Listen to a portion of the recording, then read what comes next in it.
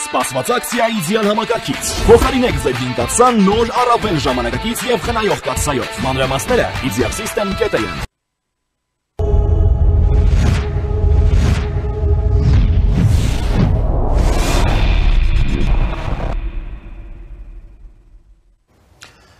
Բարև ձեզ, առաջինի եթերում մանրամասներն են, ես Դավիթ Ստեփանյանն եմ, մի շարք իրադարձություններ են տեղի ունեցել Հայաստանի ներսում, Հայաստանից դուրս, Հայաստանի շուրջ, որոնց մասին մենք այսօր զրուցելու ենք մեր հյուրերի հետ եւ ծրագրի վերջում ես կներկայացնեմ նաեւ իմ վերլուծությունը։ Այսօր մենք սկսում ենք մեր հաղորդումը հարցազրույցով, մեր հյուրն է հանրային գործիչ Միքայել Նահապետյանը։ Միքայել Հայրապետյանը, կներեք։ Բարև ձեզ, պարոն Հայրապետյան։ Սերգեյ Լավրովի հայտարարությունից սկսենք, շատ հետաքրքիր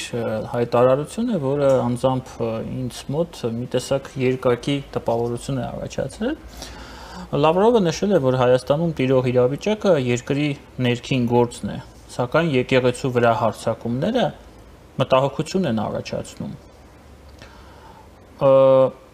Ձեր տպավորությունը, այս հայտարարությունը ինչի մասին է, ինչ են ուզում մեզ հասցնել կամ միգուցե ինչ-որ ուրիշներին։ Դեռ ուզում են հասցնել այն, որ իրենք դեռ Հայաստանը դիտարկում են որպես իրենց ծայրագավառ եւ կարող են նույնիսկ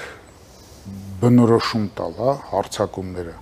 Քեզ ինչ, մեր երկրում ինչ է կատարվում։ Գուցեև հարձակում չի, գուցեև ուրիշ բան է, գուցեև պաշտպանությունը հենց ձեզանից, Ռուսաստանից։ Այնպես որ լավ կանեն մանավանդ Լավրովի նման կերպարները, առանց որոշակի պատկանելություն ունենալու սկսած ազգայինից վերընկնեն իրենց տեղը։ Մենք երբեք չենք մոռանա մեր պատմությունը 100 տարի հետո էլ, 200 տարի հետո էլ Լավրովին, որ կիսով հայ է, Միշուստինին, որ կիսով հայ է, անեցքով է հիշելու եւ այդ անիծյալները թող այսօր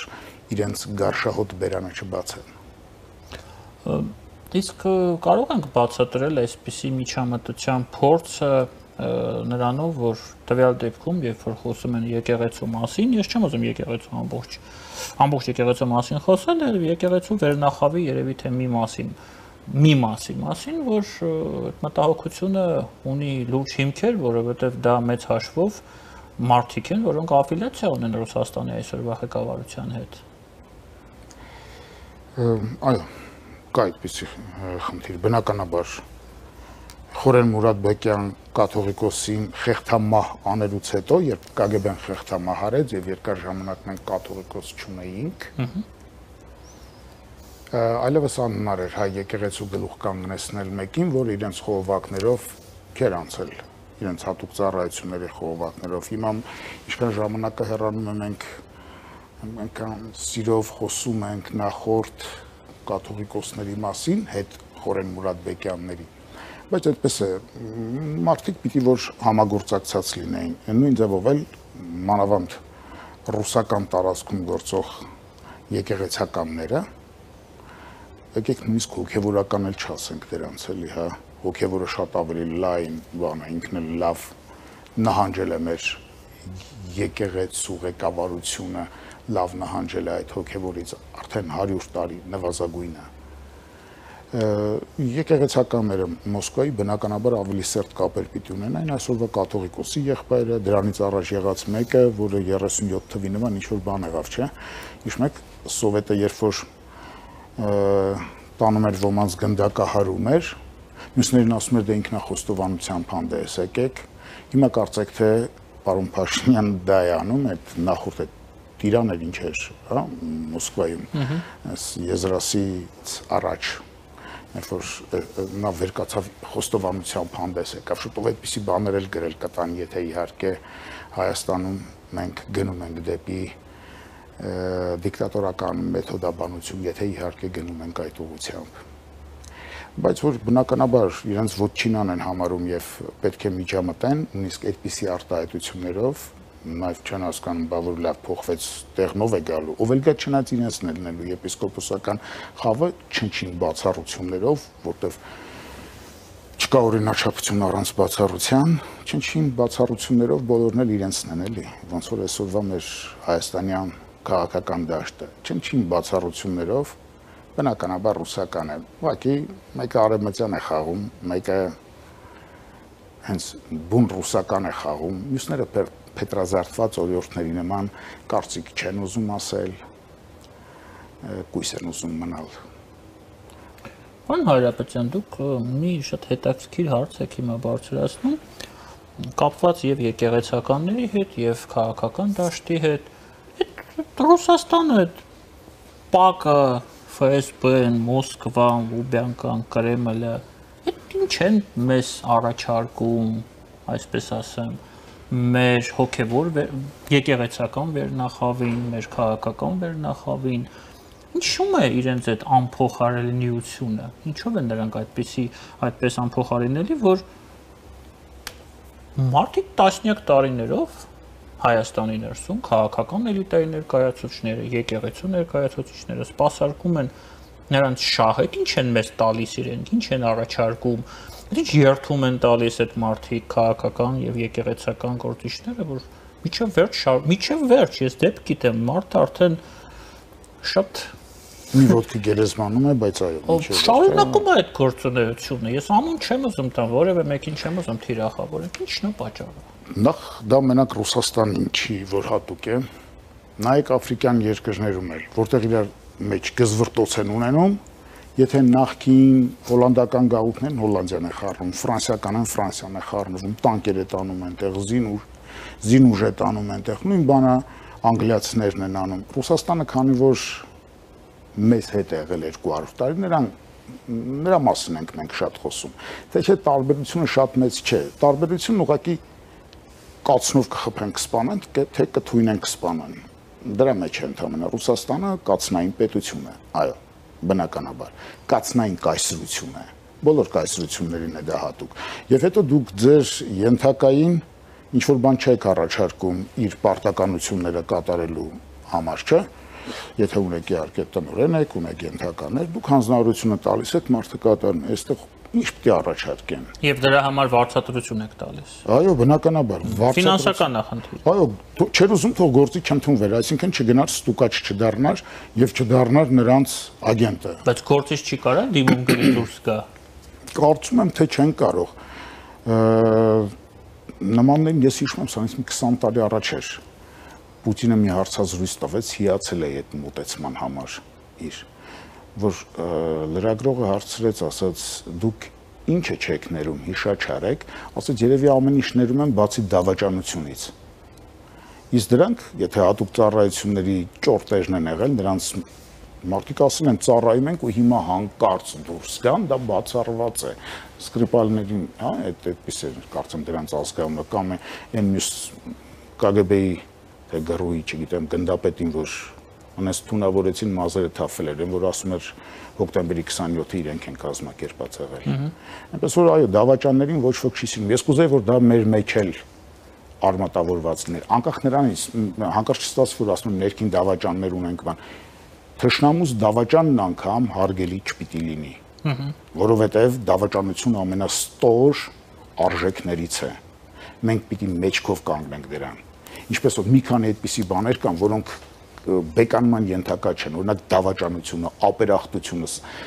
սրանք են, որ այսօր մեր տունես արժեզրկումն է, որ մեր տունը քանդում է եւ մենք հիմա խարխափում ենք։ Իսկ Հայաստանի բախտն այնքանով չի բերել, որքանով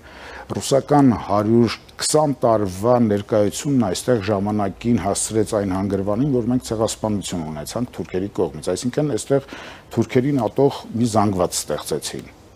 Այսինքն սահմանապահի կարգավիճակ տվեցին, այսինքն բանակի հատուկ ծառայությունն այստեղ լուրջ գործ ուներ անելու եւ բնականաբար իր հավաքագրումներն էր անում։ KGB-ն դե ամբողջ տեղում էր անում, հա։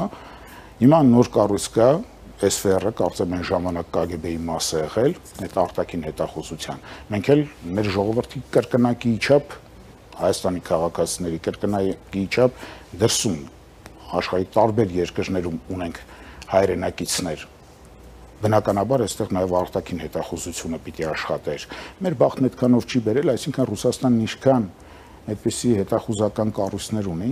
հայ ժողովրդի վրա աշխատել է, խնդրեմ, կարող ենք գոնե հրապարակում եղած հուշագրությունները կարդալ, փաստաթղթերը կարդալ եւ դա կտեսնենք ողբերգություն է։ Ինչու օրինակ ասենք Վրաստանում այդպես չեղավ 30-ական թվականների իրադարձությունը, ինչու Ադրբեջանում չեղավ եւ մեզանում ավելի խորն եղավ, ինչու մեր Միասնիկյանի կառավարությունը պիտի ստորագրեր այնտեղ կոմունիստ Միասնիկյանի, հա, Կարսի պայմանագիր, դրանից հետո եկած մյուսները, նույնիսկ Խանջյան, Ամատունի մյուսներ պիտի անեին, իսկ այնտեղ Բագիրովները էլի կոմունիստ էին, բայց իրենց երկրի համար ինչ որ բաներ արեցին։ Այստեղ կարող ենք ասել, որ հա լավ, դրսից ինչքան էլ մեզ փորձեն բան անել, բայց մեր մեջ գոնե կա այդ ջիղը, որ չենք տրվում, էլի։ Համագործակցենք, խնդրեմ, բայց մինչև վերջ չենք տրվում։ Այ ադրբեջանցիներին դրա համար նախանձել կարելի է։ Նախանձել կարելի է վրացիներին։ 2-3 վրացի տղա Ստալինը, Բերյան, Օրջոնոկիձեն իրենց երկրի համար ինչ արեցին։ Իսկ մեր Միկոյանն այնտեղ ընդհակառակը ավելացնում էր Հայաստանի վրա դրված զոհերի պլանի քանակը։ Այսա խայտարակություն, այսինքն մենք ունենք ճիշտ է մեր ներքին փտածությունը, սա կարող ենք վերացնել, բայց այն մյուսի դեմ ոնց պիտի պայքարենք, որ այստեղ վերբով կեք չանենք կամ գոնե հիմա նվազես 30 տարվա մեջ արժեքներ տալով։ Իսկ մենք արժեքներ չենք տալիս, էլի։ Փորձում ենք մի քիչ ավելի խելոք երևալ, մի քիչ ավելի կոսմոպոլիտ երևալ, Հռոմի պապից ավելի կաթոլիկ երևալ։ Փորձում ենք ներդային ֆաշիստ ասել, եւ այդպես ասելով մենք տնօրինենք կրթության գործը, փոքր ժամանակվանից դասեր մանենք։ Գիտեք, Լեոն հիշում է, ասում է ադրբեջանական բանակում, հիմա այսօրվա մասին պարզ է, չէ՞ որ այսօր դպրոցներում ինչ են անում, սրսկում են երեխեքին մանկապարտեզից, որ իրենց թշնամին հայերն են։ Այդ նույնիսկ 18-ից 20 թվականների Ադրբեջանի առաջին հանրապետության ժամանակ է եղել։ Սպան կանգնում էր, ասում էր, ով է մեր թշնամին, ողջույնի փոխարեն։ Նրանք պիտի գոռային, որ հայերն են մեր թշնամին։ Ես չեմ ասում, թե մենք թշնամու կերպար սարքենք, բացարձակապես, դա մեր էթնոհոգեբանությանն էլ դեմ է։ Պարզապես մենք մեր ոտքերն ամուր դնելու մասին մտածենք, ինչպես ամրացնենք մեր ոտքերը։ Իսկ ոտքերին գլխից գնացող հրահանգներ չկան, ինչու, որովհետև ինչպես հայկական ասացվածքն է ասում, ձուկը գլխից է հոտում։ Հոտած մասեր ունենք, հատկապես գլխում։ Տեսեք, պարոն Հայրապետյան, դուք էլ նշեցիք օրինակներ պատմական, Միկոյան, Միասնիկյան, չգիտեմ, միգուցե նաև Շահումյան, ոչ։ Չէ՞։ Դա տաղանդավորագույն։ Ես դրա համար ասացի միգուցե նաև, որովհետև ստեկան տարընթերցումներ, տեսեք պատմության։ Մենք այսօր ունենք այդպիսի մարդիկ, այդ Մարգա Սիմոնյանները, այն շատ կան էլի։ Եկեք նրանց մասին չխոսենք։ Էլի նրանք դրսում են, օտար երկրի քաղաքացի են։ Եկեք ձեր ներսի մասին խոսեք, հա։ Ներսից խոսենք։ Այո, ներսից խոսեք։ Ներսում արժեքներ ինչ ենք տալիս։ Մարդիկ Ռուսաստանի քաղաքացի են, որ զորակոչեցին, պիտի գնան բանակ։ Եթե ասացին ռումբը գցի Երևանի վրա, պիտի գցի, բայց երկրի դավաճանը ոչ է։ Ֆենոմենն եմ ուզում հասկանամ, ինչու ռուս պրոպագանդիստների մեջ այսօր, կներեք, նորից եկա վերադառնանք Հայաստան, չկան ադրբեջանցիներ, չկան վրացիներ, մի հոգի է, եթե չեմ սխալվում, բայց այդքան հայ կա։ Ժամանակին թիվ 1-ը Սվանիձեն էր, միշտ լինում են այդ… Սվանիձեն չկա այլևս։ Այո, գիտեք, եկեք մենք մի հատ ուրիշ… Լավ, ադրբեջանցիներ չկան։ Այո, չկան, որտեղ իրենց պետք չի։ Էթնոհոգեբանության ոնց է ադրբեջանցին քեզ փողով է հարցը լուծում։ Մենք հայերս ինչ որ չափով այդ արևելցին ենք, ադրբեջանցին ենք, փորձում ենք փողով, բայց նաև մենք մտքի ժողովուրդ ենք, հենց նույն չի կորել այդ 2-3-4000 տարվա մտքի ցեղատեսակ լինելը մեր մեջ։ Ուզում եք ասեք հերո ենք նայում մենք։ Ներողություն։ Հերո ենք նայում։ Չէ, հերո չենք նայում։ Մեզ դա հարազատ է։ Մեզ հարազատ է այդ ոլորտում լինելը, պրոպագանդայի ոլորտում լինելը։ Պարզապես մենք այստեղ էլ էինք Հռոմի պապից ավելի կաթոլիկ։ Ես հիշում եմ 90-ական թվականներին, երբ որ չքմեղացած ասում էին մամուլը պետք է պարզապես լրատվություն հաղորդի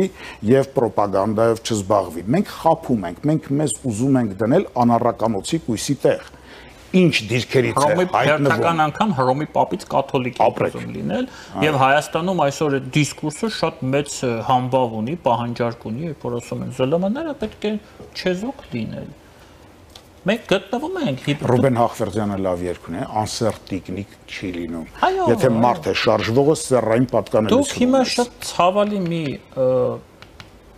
կոշտուկ եք տրորել, հա։ Երբ որ Հայաստանի ներսում Հայաստանում մենք հասկանանք, հա, Հայաստանը երկիր է, որը պատերազմի վիճակում է սպահին, հիբրիդային, այս պահին։ Այո։ Ցանկացած պահին այդ պատերազմը կարող է հիբրիդայինից տրանսֆորմացվել ռեալ ռազմական գործողությունների։ Մենք նստած քարոզում ենք մեր երկրի ներսում, որ լրատվությունը պիտի լինի անաչառ, մենք չպիտի կեղտոտ դրուկեր օգտագործենք ադրբեջանցիների դեմ, մեզ մոտ մրցանակներ են տալիս լրագրողներին, որոնք որ անաչառ են, որոնք Ես չեմ ուզում որևէ մեկին թիրախավորել, բայց դուք եք հասկանում, հա, ում մասին է գնում խոսքը։ Ճիշտ ասած չէ, որովհետև չեմ հետևում, բայց իրական չեն անունները։ Երևույթի մասին եք խոսում, ինձ անունները հետաքրքիր չեն, ես միշտ խոսում եմ երևույթի մասին։ Դե մենք տանուլ ենք տալիս այս պատերազմում, այն դեպքում, երբ որ մեր գոյությանը այսօր կամ վտանգ, գոյաբանական վտանգ։ Սա լուրջ խնդիր է։ Եթե մենք լինեինք Շվեյցարիան, իսկ մեր հարևանը լիներ Ավստրիան, ես չէի խոսի այդ մասին, կասեի երկու ձեռքով եւ ոտքով։ Նույնիսկ այնտեղ այդպիսի բան չկա։ Միգուցե, ես չեմ ուզում ասել։ Բայց մեզ մոտ մենք ուզում ենք Հռոմի պապից կաթողիկ լինել, այնտեղ հսկա ռոպագանդիստական ապարատ է աշխատում մեր դեմ, իսկ մենք պետք է անաչառ լինենք, մեր մոտ չպետք է լրագրողը կարծիք հայտնի, մենք պետք է միայն լրատվություն տանք, մեզ սովորացնում են արևմուտքում, որ մենք պետք է պետական գաղտնիքը, եթե մենք, ես անձամբ եմ դա լսել, եթե դու տիրապետում ես պետական գաղտնիքի, որը կարող է քո թշնամու կողմից օգտագործվել քո դեմ, եթե դու հանրայնացնում ես, դու պետք է դա հանրայնացնես, որովհետև դու լրագրող ես, դու պրոֆեսիոնալ ես։ Եվ մեզ մոտ կան մարդիկ, որոնք աշխատում են տենց։ Դու այդ դեպքում պրոֆեսիոնալ չես, Պավլիկ Մարոզով ես պարզապես։ Այո։ Գիտեք, այդ ստորությունը, այդպիսի բանը, մեր ներսում կար, հիշում եք մի քանի տարի առաջ, ասում են, եթե դրամարկղում բան չեն արել, չեն տվել այդ կտրոնը, քո մաման ա եղել այդ գործակատարը, չի տվել գնա ասա, բայց դիմակների համար, պապատ չի դրել դիմակը, գնա հայտնի, որ դիմակ չի դրել, թող, այսինքն ինչ ենք բուծում մենք, այդ ինչ կան նույն բարոյություն է, Հայաստանում, հիմա էլ չի կարելի, օй աման, գենդերային բաներ կան, չի կարելի, հասարակության իգականացում է գնացել, խորը, հիմա պատկերացրեք, դուք ասում եք,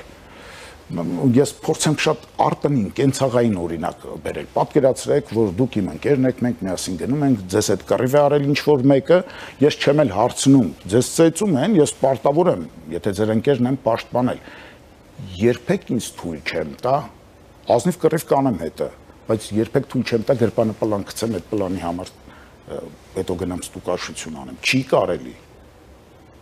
Իսկ մենք ասում ենք, չէ, գիտեք, ներսում պլան գցեք, այդ դուք անաչառության մասին եք ասում, մենք ներսում շատ աչառու ենք, իրար նկատմամբ մինչև վերջ ոչնչացնելու մոլուցքով տարված ենք, բայց դրսի համար չգիտեմ էլի են ամենատոլերանտ այո ժողովուրդն ենք, հասկ չեմ ասում, բազմասեռ ժողովուրդն ենք դարձ, շատ խայտառակություն է սա, տեսակային կորուստ ենք մենք ունենում։ Չեմ ուզում բազմասեռության մասին խոսել, բայց անբարոյականության մասին։ Ինչի այնտեղից դրսից կասեն, վայ աման, արևմուտքը կասի գրանտներից կզրկի, այդ թող ասի, ազնիվ գտնվենք, ինչ մտածում ենք դա ասենք։ Մենք բացարձակ արևմուտքցիներ չենք, թեև արևմուտքի հիմքը մենք ենք։ Արևմտյան քաղաքակրթությունն ինչի վրա է կանգնած,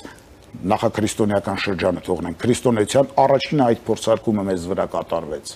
Այնպես որ արևմուտքի հիմքերից մեկը մենք ենք։ Եվ տիրոջ իրավունքով կարող ենք ցավալի փորձարկումների դեպ կարող ենք 4 սերնդի պատերազմն էլ մեզ վրա կատարվեց փորձարկումը, այո, շատ ցավալի եւս դրա համար նաեւ մեր տեղը ճշտենք, մեզ ինչպես են անցալում, եկեք մենք մեզ այդպեսին չզգանք, այնպես որ արևմուտքում եթե ինչ որ բացասական բան տեսնում ենք, այդ ղզիկի նման հետ չքաշվենք, ասենք հա լավ, ընդունում ենք ձեզ, բայց ամենևին չի նշանակում, որ չգիտեմ, Չարբախում կամ երրորդ մասում կամ Մասիվում պետք է գեյ պարադ անեք։ Վրացիներով հիացած եմ, տեսակ ինչ արեցին։ Չթողեցին ասում, չէ, հա արևմուտք ծափահարում ենք, մենք արևմտյան արժեքներ, մենք ավելին իրավունք ունենք դա ասելու, մի քանի տարի ավելի շուտ ենք քրիստոնյա դարձել, բայց միևնույն է, մենք խուսափում ենք, փորձում ենք այդ հայկական մանր գրպանհատի խորամանկությամբ վարվել։ Շատ վատ է։ չենք ուզում հպարտ կանգնել, այդ մեր մշակույթի ներսն է մտել։ Սովոր չեմ ասում մեր ազգային պարերը, բայց մի հատ նայեք մեր հարսանիքներին ոնց են պարում, չէ։ Ուզում են համ շարժումն արած լինել, որ տեսեք պարում ենք, համ էլ հեշտ թիրախ չլինեմ, չտեսնենք, էլի ինձ կռացած վրացական պարերը խայտարակ չլինեմ։ Այո, կովկասյան պարերը տեսել եք, հեշտ թիրախ են, պրիմիտիվ դրանց պարերը, բայց հեշտ թիրախ են, ձիգ են։ Այդ ձգությունը մենք որտեղ ենք կորցրել, որտեղ այդ խեղումը գալիս, որ դարից է գալիս, եւ այդ խեղումն այսօր ինչպես է արտահայտվում, դրա համար դրսում գնում կուրկուրի ձակ են դառնում մեր պաշտոնյաները, նաեւ մեր սովորական քաղաքացիներն այնտեղ ծխախոտի մնացորդը դրսում չեն գցի, իսկ այստեղ պաշտոնյաները կհոխորտան խեղճ մեր ժողովրդի վրա եւ խեղճ ժողովուրդն էլ այստեղ կասի դե իմ երկիրն է ծխեցի գցեմ էլի մնացորդը։ Պարոն Հայրապետյան, ես ինքս արևմտյան արժեքները, եթե կարելի այդպես ասել, դավանում, երևի թե նաև կրում, բայց մենք ինչպես միշտ մենք ոսկե միջինը երբեք չենք պահում։ Մենք փորձում ենք արևմտյան արժեքներին դավանելով, արևմտյան արժեքները զարգացնելով եւ տարածելով Հայաստանի ներսում, այն լավագույնը դնել մի կողմ, իսկ այն ես նորից եմ ասում, մենք պատերազմում վիճակում են գտնվում այսօր։ Միգուցե այս իրողություններն են, որ վերջը, երբ որ մենք չենք կարողանում ոսկի միջինը պահենք, միշտ ծայրահեղությունից ծայրահեղություն ենք մեզ գցում, նաև արդարացնում են, հա, այդ անբարոյականությունը, որը բերում է Մարգո Սիմոնյանների նմանների, հա, պետք չէ, իր անունը Մարգո չէ, Մարգարիտ է։ Ու կարևոր չի։ Չէ, ես տեսնում եմ, հիմա այստեղ տղամարդկության ցուցիչը գիտեք որն է դարձել, որն փսլնքոտները եթե 2-3 անգամ պուտլեր ասացին, ունենց Ռուսաստանից մուրը հանեցին, չի կարելի։ Դրանով չէ գործողության, եթե ուզում եք դե դեպքում տղամարդ եք, ուզում եք տղամարդկություն ցույց տալ, գնացեք ռուսական դպրոցները փակեք հայ երեխաների համար։ Ռուսաց լեզվի դասաժամերը այդ միլիոնները մի տվեք եւ այդ լեզուն ավելորդ լեզուն, որ որպես եւ ազգամիջյան հաղորդակցման եւ որպես գիտության լեզու արդեն իսկ ավելորդ է դարձել։ Դա անեք, չեն անի։ Ինչի, որովհետեւ կգնան դրանց միջից խեղճին գտնեն ու խեղճի գլխին կխփեն։ Յուրաքանչյուր դայան իշխանությունն էլ եկավ իր տղամարդկությունը որտեղ բռնեց, հենց նոր իշխանությունը երբ եկել էր, ինչ արեց առաջին քայլերից մեկը։ Հայոց լեզուն էր կարծում էին անտերը, հայոց լեզուն է պետք վտարել բուհերից։ Հիմա լավ է, սոսկվել են մի քիչ։ Այստեղ արժեր քաղաքացիական պատերազմի անգամ գնալ։ Հանուն հայոց լեզվի, որտեղ հայոց լեզվից զատ մենք ոչինչ ենք։ Պարոն Հայրապետյան, հենց այս պահին Ռուսաստանը երկրների շարքում է, որը վարում է Հայաստանի նկատմամբ հիբրիդային պատերազմ, այդ թվում նաև տեղեկատվական։ Բայց արի ուտես, որ հենց հիմա Բաքվում, Սպուտնիկ Ադրբեջանի խմբագրություն, ինչ որ հատուկ գործողություն է գնում, կապի մեջ չեն այդ լրագրողները իրենց, եւ արի ուտես, որ Ադրբեջանն է Սպուտնիկի հարցերը լուծում իր տարածքում։ Այն դեպքում, երբ որ մեր դեմ է գնում հիբրիդային պատերազմը, սա ինչի արդյունք է ձեզ։ Իսկ մեզ մոտ մեն հայտարարություններ, բայց այդ հիբրիդային պատերազմի տեղեկատվական, որի տեղեկատվական պատերազմը նրա մի մասն է, կոմպոնենտներից մեկն է, որ ռեալ քայլեր չեն արվում։ Եվ դա այն դեպքում, երբ որ իշխանությունն ամեն օր թիրախ դառնում։ Դա իշխանության խնդիրն է, բայց եկեք երևույթը եթե մի անգամ հասկանանք, նույն երևույթին վերաբերող 1000 խնդիր կլուծենք։ 3 մատիտին 2 մատիտ գումարես, թե 3 խնձորին 2 խնձոր գումարես, 3-ին գումարած 2-ը պիտի իմանանք, հա, բանանցևը դա է։ Եկեք հիմա նայենք, հա, երբ որ եկավ որոնցով դաշկովը դարձավ, տեսեք, հնից են բերում, որ հանկարծ այսօրվա իշխանությունները չխլշկոտեն եւ այսօրվա քստմնելի ընդդիմությունը որ կարծում է թե մենք հավի ուղեղ ունենք եւ մանկուրտ ենք եւ ոչինչ չենք հիշում չփորձի շահարկել դրա համար եկեք ավելի հնից բերեմ բայց նույնությամբ այսօրվա վրա կիրառելի է երբ որ որոնցով դաշկովը դարձավ Կովկասի փոխարքա որտեղ մերոնք լավ բաներ արեցին հնչակները գմփացնում էին գոլիցնի հոգեկան խանգարում ստացավ ամեն օր գիշերը չէր կարողանում քնել ինչի որտեղ հայկական դեպրոցները փակել էր եկեղեցու գույքն էլ արգրավել էր թուրքն ու պարսիկն ու արաբը նման բան չէին արել ռուսներն արեցին այն եկեղեցու որը հիմա պաշտպանում է Ռուսաստանի շահերը դա էլ հիշեցնեմ հա առաջի անգամ ձիերով հայ եկեղեցի ովքեր են մտել ռուսները ընդ որում 1820 թվից էլ առաջ որ մի անգամ եկան մտան այստեղ Էչմիածնի Միջև Պասկևիչը այո Չնայած ազգության պոսետ էր ռուսական հրամանատարը, բայց դա երկրորդական բան է, կայսրությունների համար ազգությունը այլ չափման մեջ է գտնվում։ Ասում եմ, բոլորը գնացին այնտեղ դիմավորելու, ներկայանալու, ասում եմ, վրացական կողմը գնաց իր այդ լեզգինկանները հակած, այդ ինչ են ասում, այդ պատրոն դաշները կապած, հպարտ, գլուխները բարձր, քիչ առաջ բարի մասին էինք ասում։ Ադրբեջանցիները գնացին հստակ իրենց առաջարկներով, իրենց տարազով գնացին, հայերն էին, որ ներսից մնացել էին այդ ասիացին, դրսից եվրոպական հագուստ էին հագել ու փորձում էին խորամանկել, այդ չգիտեն, որ հազարատ իրենց նմանին կծալի կայսրություն է։ Մենք 15 տարի կայսրություն ենք ունեցել, 15-20 տարի Տիգրան Մեծի ժամանակ, ոչ նրանից առաջ, ոչ նրանից հետո այլևս չենք ունեցել։ Բայց մինչև այսօր չենք կարողանում մոռանալ։ Ռուսները 300 տարվա կայսրություն են, կարող է չգիտեն, մի բաժակ ջուր խմելու նման է իրենց համար։ Կամ թուրքերը 600 տարի կայսրություն են ունեցել։ Այդ ոնց եղավ, որ մեր 30 տարվան ավելին պիտի 20 տարվան ավելին է, քան նրանց մենք մեզ չենք ճանաչում հերիք չի։ Ջայլամի նման չենք էլ ուզում մեր շուրջը նայել, չենք ուզում տեսնել, սա գայլ է, սա բորենի է, սա առյուծ է, որից ինչպես է պետք պաշտպանվել։ Մեր սխալների վրա չենք ուզում սովորել։ Այո, եւ հիմա այդ նույնը խնդրեմ պրոյեկտեք մեզ վրա։ Թե չէ եկեղեցին էլի ռուսները դեմ էին, օրինակ տեսեք, բայց այստեղ ավելի խոր բաներ կան, էլի, չգիտեմ, այնտեղ օրինակ Երուսաղեմում արք ունենալու խնդիր կա։ Ռուսները սրանից 15-20 տարի առաջ էլ մի հատ այդպիսի փորձ արեցին Հայաստանի վրա, հիշում եմ, բացեք մամուլը, այ պրոֆեսիոնալ չէ էլի մեր լրատվական աշխարհը։ Ուղղակի մի հատ դիկտաֆոնը ձեռն ընկա, վերջ իրան լրագրող է կարծում։ Ռուսները նորից այդ փորձն արեցին, մի կերպ կանգնեցվեց, ոնց որ զգացին տակից դուրս չեն գա։ Նախագահությունն է ուզում խլել։ Հայերը այն ժամանակ էլ որոշեցին Պոլսից բերել այնտեղի պատրիարքին Իզմիրլյանին բերել Հայաստանում ամենայն հայոց կաթողիկոսի գահին նստեցնել։ Ռուսները տարուց ավել չէին հաստատում։ Հենց հաստատեցին, խեղճը մի քանի ամիս հետո մեռավ։ Ղրիմյան հայրիկին նմանապես, քանի որ այնտեղից էր եկել Ղրիմյան հայրիկը։ Ղրիմյան հայրիկին էլ բոլորս սիրում ենք։ Գիտենք ինչ լավ բաներ է արել։ Ինչ ուշ ինքը հասկացավ եւ ինչ սիրուն մեզ բացատրեց Թղթեշերեփի պատմությունը։